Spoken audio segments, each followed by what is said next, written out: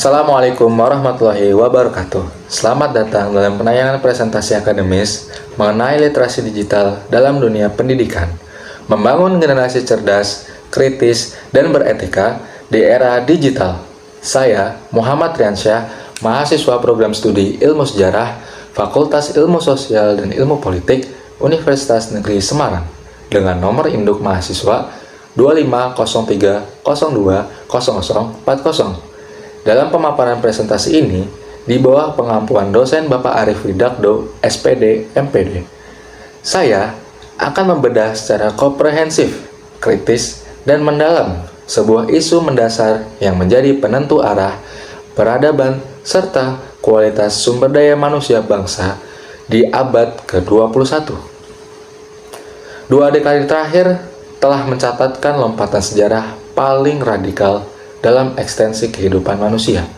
Gelombang disrupsi teknologi informasi di era revolusi industri 4.0 kini bertransisi secara masif menuju konsep society 5.0. Tidak sekedar mengubah cara kita bekerja, berbelanja, atau berkomunikasi secara interpersonal. Lebih jauh dari itu, teknologi telah mendefinisikan seluruh tata kelola, paradigma, dan landscape pendidikan global secara fundamental. Transformasi ini mengharuskan kita untuk meninjau ulang secara ontologis bagaimana ilmu pengetahuan ditransmisikan, bagaimana karakter peserta didik dibentuk, dan bagaimana nilai-nilai kemanusiaan dirawat di tengah kepungan arus informasi cyber yang tanpa batas. Perkembangan teknologi informasi yang begitu pesat telah mengubah cara hidup masyarakat dunia.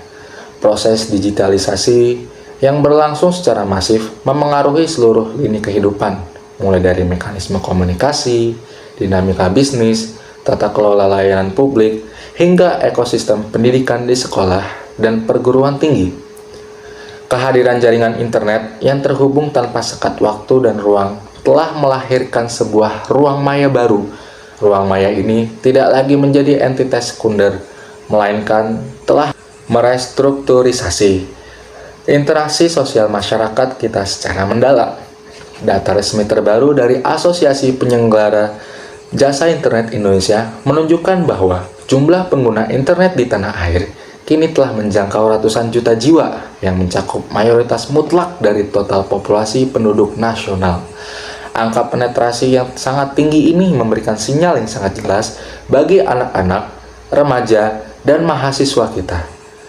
Gawai dan jaringan bukan lagi sekedar alat bantu opsional atau media hiburan selingan di waktu luang. Teknologi cyber telah berkembang menjadi ekosistem utama tempat generasi muda tumbuh, mengeksplorasi ilmu pengetahuan, mengasah minat dan bakat, hingga mengonstruksi identitas sosial secara terpandang mereka terhadap dunia. Namun, di balik akselerasi teknologis yang eksponensial ini, timbul sebuah pertanyaan mendasar yang sangat krusial. Apakah lompatan teknologi yang begitu cepat ini telah diimbangi oleh kesiapan mental, moral, dan etis dari anak-anak bangsa yang menggunakannya? Apakah layar digital di kelas dan di rumah kita telah berhasil mencetak manusia yang makin cerdas, arif, dan bijaksana? Ataukah justru melahirkan kerentanan psikososial, keterasingan moral, serta degradasi karakter cyber baru? Kenyataan di lapangan menunjukkan bahwa ruang digital yang menawarkan kebebasan tanpa batas kerap kali berubah menjadi arena yang menyimpan ancaman nyata bagi kohesi sosial dan kesehatan mental generasi muda.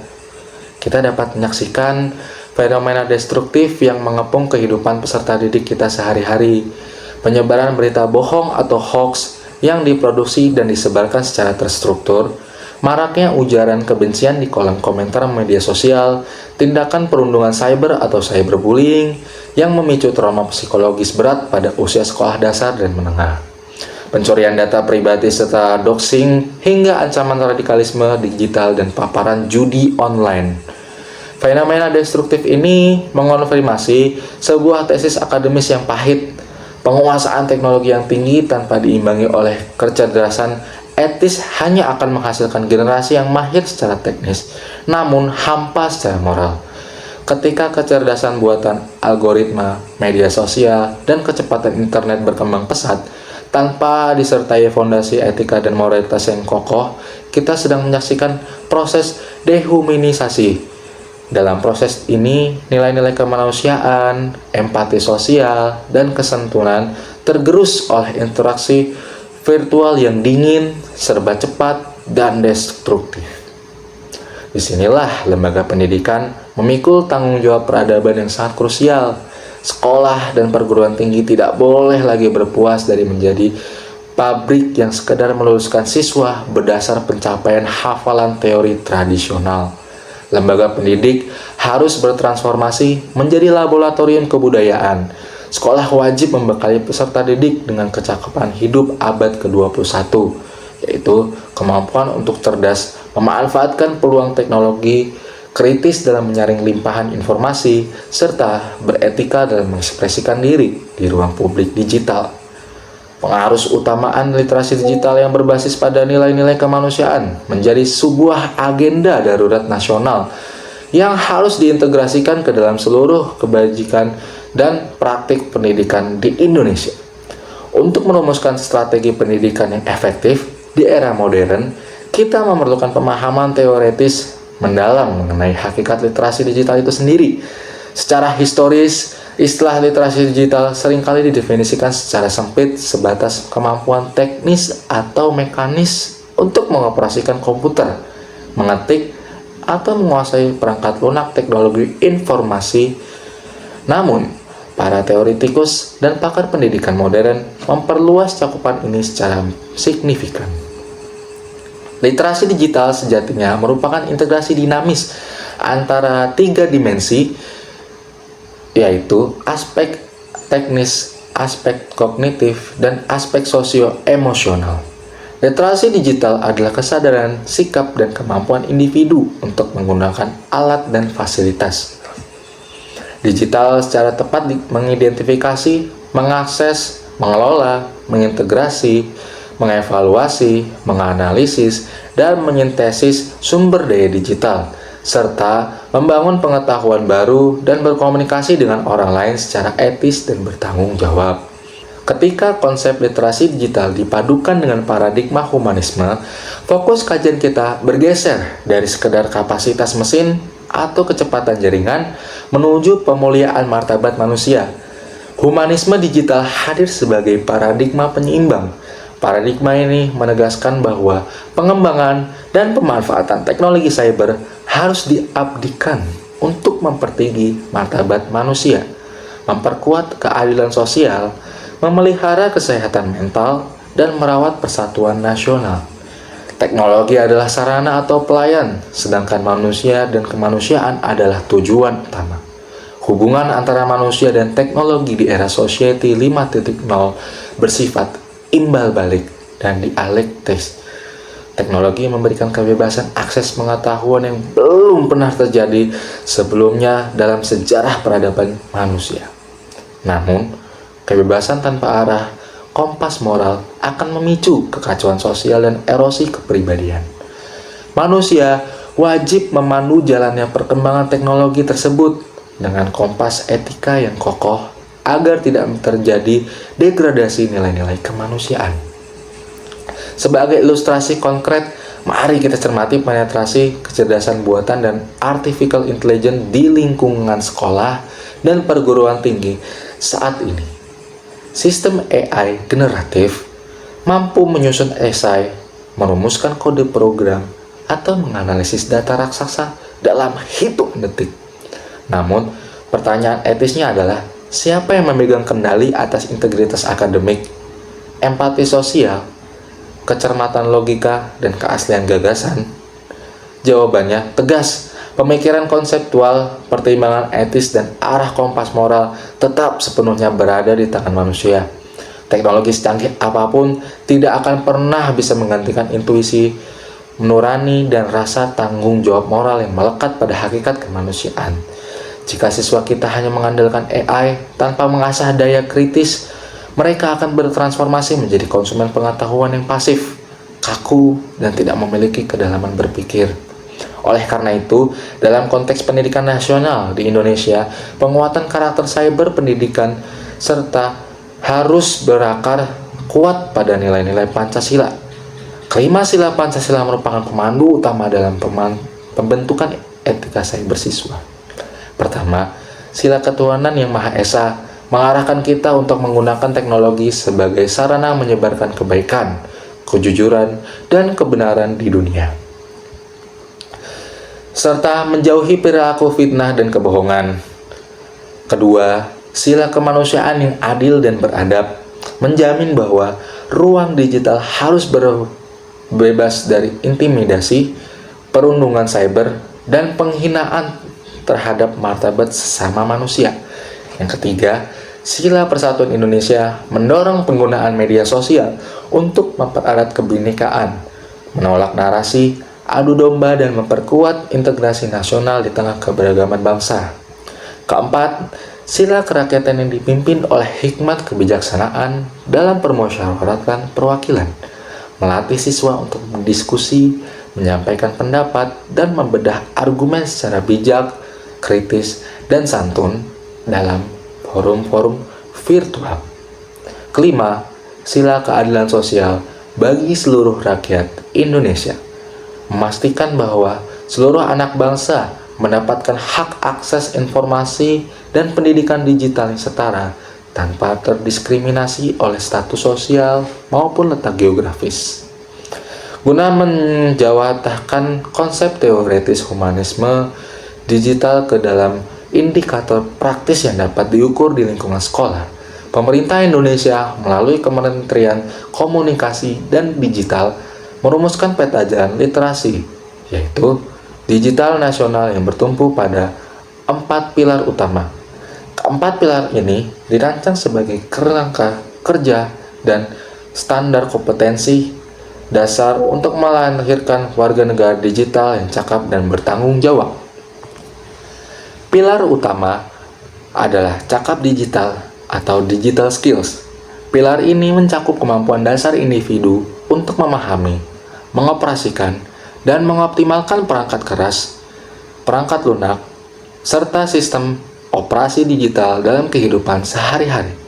Di lingkungan sekolah, indikator pilar ini bukan sekedar bisa memegang gawai atau mengetik, melainkan kemampuan siswa melakukan verifikasi kebenaran informasi dari mesin pencari, mengoperasikan platform e-learning secara mandiri, serta memfilter banjir data secara efisien.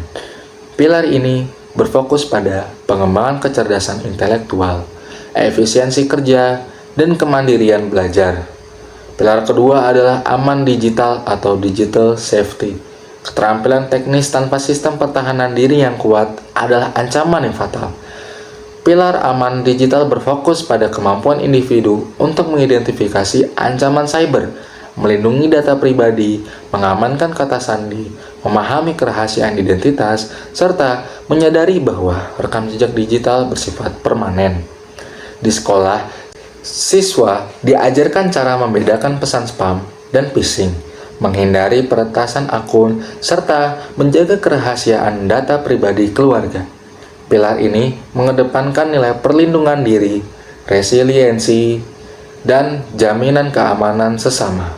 Pilar ketiga yang menjadi ruh utama ketahanan karakter cyber kita adalah etika digital atau digital ethics. Pilar ini mengukur kesadaran penyesuaian diri dan kemampuan individu untuk menerapkan tata kelola etika cyber atau netiquette secara bertanggung jawab. Indikator utamanya mencakup penolakan terhadap tindakan cyberbullying, penghindaran ujaran kebencian, menghargai hak cipta karya orang lain, serta membudayakan tutur kata yang santun dalam berkomentar. Pilar etika digital menanamkan nilai empati sosial, toleransi, kesantunan, dan penghargaan atas hak intelektual. Pilar keempat adalah budaya digital atau digital culture. Pilar ini bertujuan melandasi setiap aktivitas dengan wawasan kebangsaan, nilai Pancasila, dan kebinekaan di sekolah. Pilar ini tercermin dari dorongan agar siswa aktif memproduksi konten positif bermuatan lokal, mencantumkan sumber orisinal saat membagikan karya orang lain, serta menghormati perbedaan suku, agama, dan ras dalam forum diskusi maya. Pilar ini memperkuat semangat persatuan, inklusivitas, cinta tanah air, dan integrasi sosial. Meskipun kerangka 4 pilar literasi digital nasional ini telah dirumuskan secara sistematis dan ideal, bagaimana realitas empiris penerapan literasi digital di Indonesia hari ini? Saya mengalukan analisis mendalam terhadap data resmi hasil pengukuran Indeks Masyarakat Digital Indonesia atau IMDI tahun 2024 yang dirilis oleh Kementerian Komunikasi dan Informatika. Secara nasional, skor Indeks Masyarakat Digital Indonesia tahun 2024 mencatatkan angka 43,34% dari skala 100%. Angka ini menempatkan Indonesia pada kategori sedang. Jika kita bedah capaian ini perinci pilar utamanya, pilar keterampilan digital berhasil meraih skor tertinggi yaitu 58,25%, serta pilar infrastruktur dan ekosistem berada di angka 52,70%, pilar pekerjaan digital mencapai 38,09%. Namun, cermati temuan kritis yang sangat mencemaskan dari analisis data ini, pilar pemberdayaan digital masyarakat berada di tingkat yang sangat rendah, yaitu hanya sebesar 25,66%. Apa makna akademis dari jurang anomali data ini? Temuan membuktikan adanya kesenjangan fungsi yang sangat tajam. Keterampilan teknis masyarakat dan siswa kita dalam memegang gawai, mengoperasikan aplikasi, dan berselancar di media sosial yang sangat tinggi mencapai skor 58,25%. Namun, tingkat pemberdayaan produktif sangat rendah, yaitu hanya 25,66%. Artinya, gawai canggih dan kuota internet berkecepatan tinggi di tangan peserta didik kita mayoritas masih digunakan hanya sebatas untuk aktivitas konsumtif pasif. Mereka menghabiskan waktu berjam-jam untuk menonton konten hiburan, bermain game tanpa batas waktu, atau sekedar scrolling media sosial secara pasif. Gawai belum dimanfaatkan secara produktif, kritis, atau memecahkan masalah matematika yang kompleks, melatih logika pemrograman, merancang karya seni digital, atau menghasilkan konten edukasi yang solutif bagi masyarakat. Hal ini menunjukkan bahwa sistem pendidikan nasional menghadapi tantangan besar untuk mengalihkan orientasi konsumtif siswa menjadi produktif dan inovatif di ruang cyber. Selain masalah konsumtif, pasif data pada IMDI 2024 juga merekam disparitas spasial atau geografis yang sangat lebar di tanah air. Laporan resmi menunjukkan bahwa belum ada satupun provinsi di Indonesia yang berhasil menembus kategori indeks sangat tinggi, yaitu skor di atas 60%. Capaian skor tertinggi masih didominasi oleh wilayah metropolitan dan perkotaan. Provinsi DKI Jakarta mencatatkan skor tertinggi sebesar 50,5%. Disusul oleh Bali dengan 49,5%, Kepulauan Bangka Belitung 47,62%, Jawa Tengah 47,42%, dan Daerah Istimewa Yogyakarta 47,10%. Sebaliknya, daerah-daerah di luar Pulau Jawa, khususnya wilayah terdepan, terluar, dan tertinggal atau wilayah 3T, masih berjuang melawan keterbatasan jaringan listrik dasar dan ketidakstabilan sinyal internet. Kesenjangan fisik dan infrastruktur ini berimplikasi langsung pada ketimpangan akses teknologi pembelajaran cyber yang pada akhirnya memperlebar jurang mutu pendidikan antara anak-anak di perkotaan dengan anak-anak di pedesaan dan daerah perbatasan. Guna menjawab tantangan kesenjangan spasial dan pergeseran karakter cyber tersebut, pemerintah Indonesia mengambil langkah strategis melalui pengarus utamaan literasi digital dalam kurikulum Merdeka. Kurikulum Merdeka memberikan keleluasaan bagi satuan pendidikan untuk mengimplementasikan pembelajaran berbasis proyek atau project-based learning yang berorientasi pada abad ke-21. Kebijakan ini mengubah paradigma pendidikan dari yang semula berfokus pada ketuntasan materi hafalan menjadi penguatan karakter cyber yang berakar pada profil pelajar Pancasila. Dalam kurikulum Merdeka, literasi digital diintegrasikan melalui kerangka pembelajaran abad ke-21 yang bertumpu 4 kemampuan utama atau kerangka 4C. Yang pertama, critical thinking atau berpikir kritis. Siswa dilatih untuk menapis berita bohong, memverifikasi kebenaran data, dan menganalisis secara kritis setiap informasi yang mereka terima di media sosial. Yang kedua, collaboration atau kolaborasi. Siswa didorong bekerja sama lintas ruang virtual, menggunakan platform diskusi digital untuk memecahkan masalah sosial dan akademis. Yang ketiga, creativity atau kreativitas. Siswa dibimbing untuk menciptakan konten-konten edukatif, produktif, inovatif, dan media digital yang bermanfaat bagi lingkungan sekitar. Yang keempat, communication atau komunikasi. Siswa dilatih untuk menyampaikan gagasan dan berdiskusi secara etis, santun, dan bertanggung jawab di ruang publik cyber. Guna mendukung kelancaran transisi ini di tingkat sekolah, pemerintah meluncurkan platform Merdeka Mengajar atau PMM. Melalui platform digital ini, guru-guru dari berbagai pelosok negeri dapat mengakses modul pelatihan mandiri, mengunduh contoh perangkat ajar berbasis teknologi, serta saling berbagi praktik baik tentang cara mengajarkan etika cyber dan keamanan data kepada peserta didik secara efektif. Reformasi kurikulum ini juga menuntut adanya inovasi pedagogis dari pendidik di dalam kelas. Guru tidak boleh lagi sekedar memindahkan papan tulis konvensional ke layar proyektor. Pendidik harus mampu merancang skenario pembelajaran interaktif yang menempatkan teknologi sebagai pemantik rasa ingin tahu. Berbagai riset empiris membuktikan bahwa inovasi pembelajaran digital mampu meningkatkan hasil belajar dan daya kritis secara signifikan. Inovasi pertama adalah memanfaatkan game edukasi berbasis blok visual. Penggunaan platform pembuatan aplikasi seperti MIT App Inventor memungkinkan guru merancang permainan matematika interaktif. Pendekatan gamifikasi ini terbukti ampuh meningkatkan motivasi belajar siswa dalam memahami konsep matematika abstrak, sekaligus mengasah logika berpikir komputasional secara menyenangkan. Inovasi kedua adalah media pembelajaran e-book story.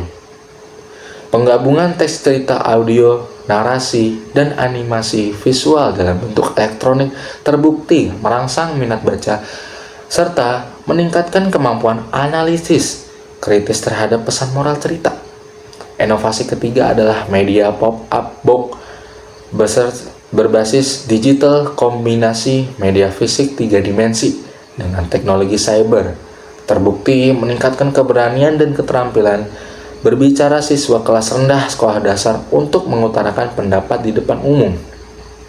Inovasi keempat adalah aplikasi mobile learning bidang seni pembelajaran, seni tari, dan musik berbasis aplikasi, memudahkan siswa mengakses tutorial video dari seniman profesional kapan saja dan di mana saja, yang merangsang daya kreativitas seni mereka secara mandiri. Inovasi kelima adalah pengembangan media belajar Bang Zamal pada materi pendidikan agama Islam.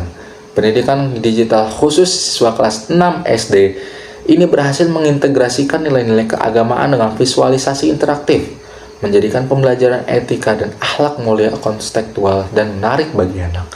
Inovasi keenam adalah optimalisasi platform penjaringan literasi. Penggunaan platform analisis ini memudahkan guru memantau perkembangan kemampuan membaca siswa secara real time, sehingga pendidik dapat memberikan intervensi pedagogis secara presisi serta kebutuhan masing-masing anak. 6 inovasi empiris ini menegaskan sebuah poin penting ketika teknologi dikelola kreativitas pedagogis yang tinggi oleh guru. Proses belajar tidak lagi menjadi beban hafalan yang membosankan, melainkan sebuah petualangan intelektual yang menyenangkan, interaktif, dan bermakna. Meskipun potensi inovasi sangat terbuka lebar, analisis akademis saya menggarisbawahi 3 tantangan sistem utama yang masih menghambat transformasi digital pendidikan di Indonesia. Tantangan pertama adalah kesenjangan infrastruktur. Ketimbangan akses listrik, jaringan internet cepat membuat banyak sekolah di pedesaan terisolasi dari perkembangan teknologi pembelajaran digital. Tantangan kedua adalah kesiapan pedagogis guru. Laporan evaluasi mencatat bahwa mayoritas guru, khususnya di tingkat sekolah dasar, masih merasa kurang percaya diri dan canggung mengintegrasikan gawai serta platform digital dalam kegiatan belajar mengajar. Pemanfaatan teknologi seringkali hanya berhenti sebagai formalitas administratif tanpa mengubah kualitas interaksi belajar di kelas. Tantangan ketiga adalah resiko psikososial dan degradasi karakter anak. Paparan layar gawai yang berlebihan tanpa pengawasan memicu kecanduan gawai, penurunan konsentrasi belajar, gangguan kesehatan fisik, perundungan cyber, hingga erosi nilai budaya lokal akibat konsumsi budaya populer asing secara unkritis. Untuk mengatasi hambatan kesiapan guru secara nyata, sebuah model pendampingan berinnovasi berbasis metode GROW berhasil dikembangkan dan diuji coba, seperti yang diterapkan di SDN Bengkayang, wilayah perbatasan di Kalimantan. Kerangka kerja GROW memandu peningkatan kompetensi guru melalui 4 tahapan karakter, yaitu goal atau tujuan. Tim akademisi, kepala sekolah, dan guru duduk bersama merumuskan target spesifik literasi digital yang terukur dan sesuai dengan kondisi nyata sekolah. Tahap yang kedua yaitu adalah reality atau kenyataan, melakukan evaluasi awal atau pretest untuk memetakan kemampuan dasar guru dan ketersediaan sarana digital secara jujur dan objektif. Tahap option atau pilihan, menyajikan berbagai alternatif solusi, demonstrasi penggunaan platform, hingga pelatihan pembuatan game dan video edukasi yang ramah bagi anak. Yang lalu ada will atau komitmen, sesi praktik mandiri terbimbing di mana guru merancang modul digital, mensimulasikannya di depan kelas dan melakukan evaluasi secara praktik secara berkala. Hasil penerapan GROW membuktikan terjadinya peningkatan signifikan pada pemahaman etika cyber dan kepercayaan diri guru dalam mengajar menggunakan teknologi. Model pendampingan ini sangat potensial untuk direplikasikan secara nasional. Di samping itu, penguatan literasi budaya digital serta peserta harus diakselerasi dengan hidupkan kembali tradisi dialektika dan dialog publik yang santun di ruang virtual. Ruang cyber harus diisi dengan ruang diskusi kebudayaan yang sehat, meneladani tradisi dialektika, cendekiawan nasional dalam membedah isu-isu ke masyarakat secara damai, akademis, dan menjunjung persatuan, mendorong siswa menulis esai kritis membedah buku secara virtual lintas sekolah. Tak terasa, kita telah sampai pada akhir dari pemaparan komprehensif ini. Sebagai kesimpulan utama, literasi digital dalam dunia pendidikan sekadar bukan hanya tambahan dalam kurikulum, melainkan sebuah instrumen pertahanan kemanusiaan yang mutlak yang diperlukan di era modern. Kecerdasan kognitif dan keterampilan teknologis harus selalu berjalan seiring dengan kematangan etis dan empatis humanis peserta didik. Guna mewujudkan ekosistem pendidikan digital yang ideal menuju visi Indonesia Emas 2045, saya merumuskan 5 rekomendasi kebijakan strategis. Pertama, pemerintah melalui Kementerian Komunikasi dan Digital serta Kemendikbudristek wajib mengalokasikan anggaran khusus untuk pemerataan infrastruktur digital di wilayah 3T, serta menetapkan kurikulum keamanan cyber anak sejak jenjang sekolah dasar.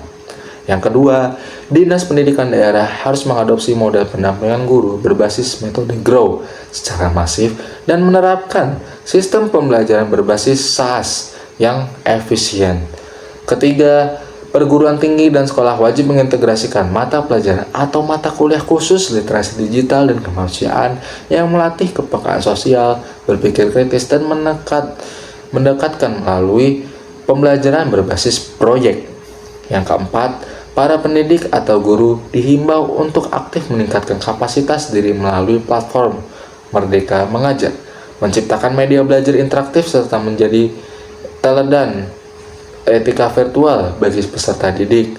Kelima, orang tua dan masyarakat harus memperketat pendampingan gawai di rumah, membatasi durasi menetap layar anak, serta aktif memproduksi dan membagikan konten positif yang edukatif demi wujudkan Indonesia makin cakap dengan digital. Generasi emas Indonesia tahun 2045 tidak akan lahir hanya dari kecanggihan algoritma atau kecepatan jaringan internet, melainkan kedalaman empati, ketajaman berpikir kritis, dan kokohnya etika anak-anak bangsa yang mengendalikannya.